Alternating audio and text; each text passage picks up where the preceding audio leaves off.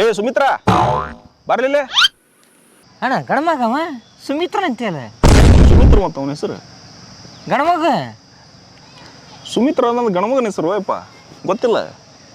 ಇಲ್ಲಪ್ಪ ನಾನು ಇದ ಫಸ್ಟ್ ಟೈಮ್ ಕೇಳಕ್ಕೆ ಕುಂತಾರ. ಅದಕ್ಕೆ ಕನ್ನಡ ಕಲೀರಪ್ಪ ನೆಟ್ಟಗೆ ಅಂತ ಹೇಳೋದು. ಸುಮಿತ್ರ ಸು ಅಂದ್ರೆ ಏನಪ್ಪ? ಸಂಸ್ಕೃತದ ಸು ಅಂದ್ರೆ ಒಳ್ಳೆಯ, ಮಿತ್ರ ಅಂದ್ರೇನು? ಗೆಳೆಯ. ಒಳ್ಳೆಯ ಗೆಳೆಯ. ಸುಮಿತ್ರ ಅನ್ನೋದು ಆ್ಯಕ್ಚುಲಿ ಗಂಡು ಮಕ್ಕಳ ಹೆಸರು. ಈಗ ನೋಡು, ಸಹಕಾರದಿಂದ ಶುರುವಾಗವೆಲ್ಲ ಶುಭ ಸೂಚಕ ಪದಾನ.